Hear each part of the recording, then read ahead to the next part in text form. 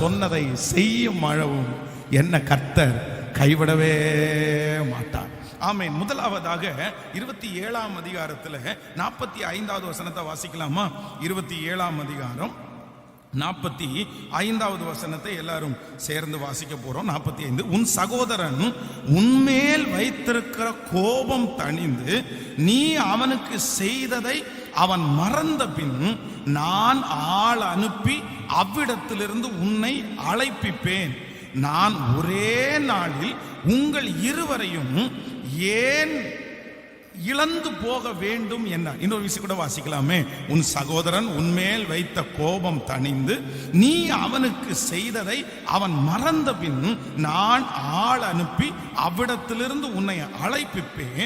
நான் ஒரே நாளில் உங்கள் இருவரையும் ஏன் இழந்து போக வேண்டும்? நன்றாய் கவனிங்கள் ஆண்டவருடைய பிள்ளைகளே. கர்த்தர் இந்த மனுஷனுக்கு என்ன வாக்கு கொடுக்கிறாருன்னா, நான் உன்னை ஆசீர்வதிப்பேன், நான் உன்னை பெருக பண்ணி திரும்பவும் நீ எந்த இடத்திலிருந்து துரத்தப்பட்டியோ அந்த இடத்திற்கு மறுபடியும் நான் உன்னை கொண்டு வருவேன், நீ படுத்திருக்கிற இந்த இடத்தை உனக்கு நான் தருவேன் வாக்கு கொடுத்தாரு.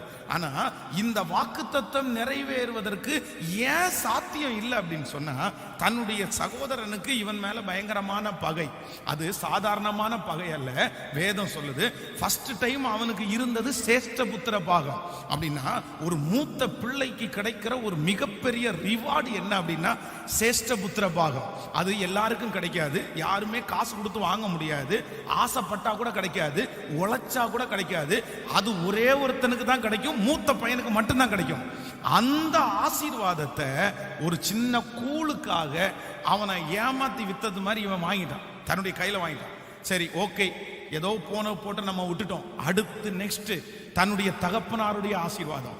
அன்றைக்கு இருந்த காலத்துல ஒரு பிள்ளைக்கு பிள்ளையினுடைய வாழ்க்கையில மிகப்பெரிய சொத்தா இருந்தது என்ன அப்படின்னா தகப்பனாருடைய ஆசீர்வாதம். அன்னைக்கு இருக்கிற தகப்பன்மாரெல்லாம் தங்களுடைய மரண காலம் நேரிடும் போது பிள்ளைகளை வர சொல்லி அவங்க தலை மேல கையை வச்சு அவங்களை ஆசீர்வதிப்பாங்க. நீ நல்லா இருப்ப. அவங்க என்னென்ன ஆசீர்வாதத்தை சொல்றாங்களோ அந்த ஆசீர்வாதம் அவர்களுடைய தலையின் மேல அப்படியே இருக்கும். அதனாலதான் பெற்றோர்கள் உங்கள் பிள்ளைகளை நீங்க ஆசீர்வதிக்கணும், நீங்க சபிக்க கூடாது, நீங்க கேவலமான வார்த்தைகளால பிள்ளைகளை திட்டக்கூடாதுன்னு அதனால்தான் பரிசுத்தவான்கள் சொல்றாங்க. அப்போ தன்னுடைய தகப்பனாருடைய ஆசீர்வாதத்தை வாங்குறதற்காக இவன் ரொம்ப பிரயாசம் எடுக்கிறான்.